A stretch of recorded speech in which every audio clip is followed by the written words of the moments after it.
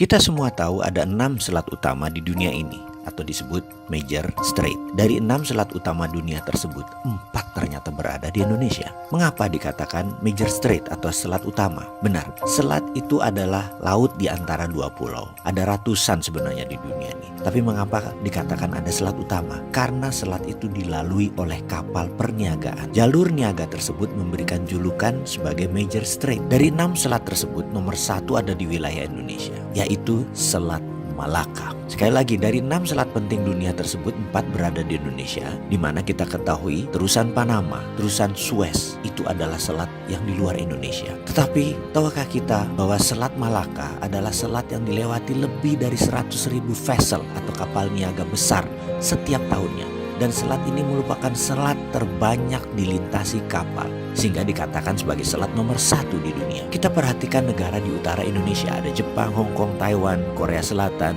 Cina, di mana semuanya adalah negara produsen besar di dunia.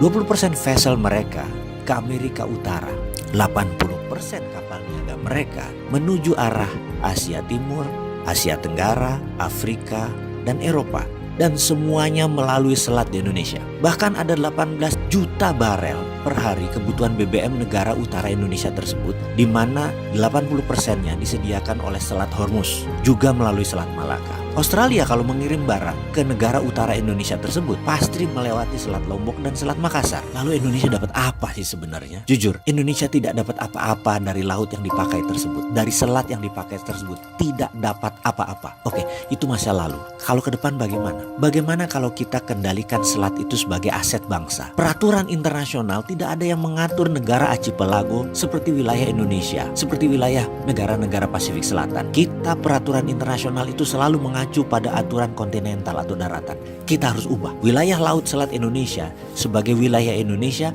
dan Indonesia memutuskan misalnya menutup laut tersebut. Apa yang terjadi? Dunia bisa geger. Australia lewat Papua Nugini kalau mau kirim barang ke utara. 4 negara utara Indonesia, Cina, Jepang, Korea, Taiwan, muter lewat Papua Nugini. Tidak usah pakai Selat Malaka. Gak bisa masuk lewat Natuna. Atau kalau mau ya melipir lewat sisi Thailand dan melipir lewat sisi Malaysia di Selat Malakanya. Pokoknya kalau mau melewati wilayah Indonesia, bayar asuransi senilai 1% dari nilai barang. Kita tahu barang yang lewat tersebut ada lebih dari 2 triliun dolar atau 2000 billion. Jadi kalau itu kita asuransikan atau kita pajakin versi kita dengan nama asuransi, kita mendapatkan lebih dari 250 triliun per tahun. Dan ini untuk devisa negara. Akankah negara adik kuasa seperti Cina dan Amerika marah besar? Pasti. Beranikah kita melawan dan mempertahankan hak kita? Harus berani. Itu namanya revolusi.